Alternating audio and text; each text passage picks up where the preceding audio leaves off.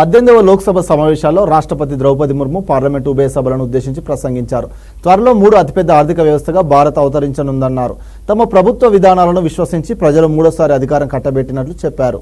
4వ రోజు పార్లమెంట్ సమావేశాలు రాష్ట్రపతి ప్రసంగంతో ప్రారంభమయ్యాయి. మూడోసారి అధికారాన్ని చేపట్టిన మోడీ ప్రభుత్వానికి అభినందనలు తెలిపారు. తొలుత రాష్ట్రపతి భవన్ నుంచి పార్లమెంట్ చేరుకున్న రాష్ట్రపతికి గజద్వారం వద్ద ప్రధాని Modi, Lok Sabha speaker Om Birla, Rajya Sabha chairman Jagdeep Dhankhar, parliamentary వ్యవహారాల మంత్రి కిరణ్ రిజిజు స్వాగతం పలికారు.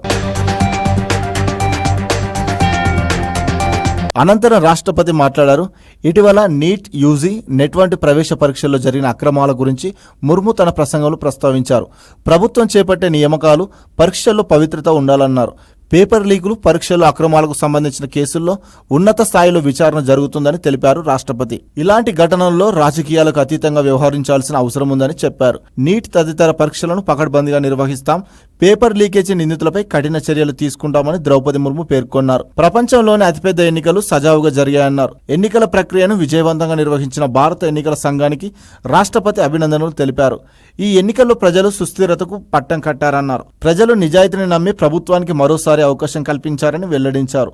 దేశ ప్రజల విశ్వాసం గెలిచి మీరంతా సభకు వచ్చారన్నారు ద్రౌపది ముర్ము. ప్రజాస్వామ్య పరిరక్షణలో సభ్యులు విజయవంతమవుతారని ఆశిస్తున్న దేశ ప్రజల ఆకాంక్షలు నెరవేర్చాలన్నారు ముర్ము. ప్రభుత్వం 10 ఏళ్ల సుస్థిర అభివృద్ధి సాధించిందన్నారు.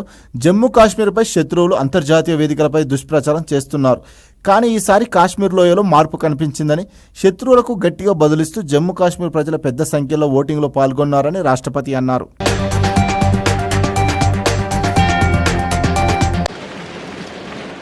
माननीय सदस्यों, सरकार का ये निरंतर प्रयास है कि देश के युवाओं को अपनी प्रतिभा दिखाने का उचित अवसर मिले। सरकारी भर्ती हो या फिर परीक्षाएं, सुनिए परीक्षाएं किसी भी कारण से इनमें रुकावट आए, ये उचित नहीं है। इनमें शुचिता और पारदर्शिता बहुत जरूरी है।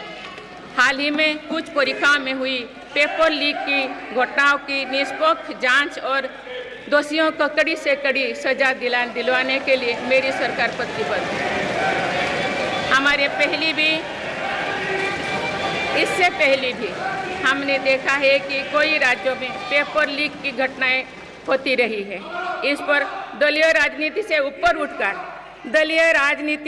उठकर देशव्यापी ठोस उपाय करने की जरूरत है।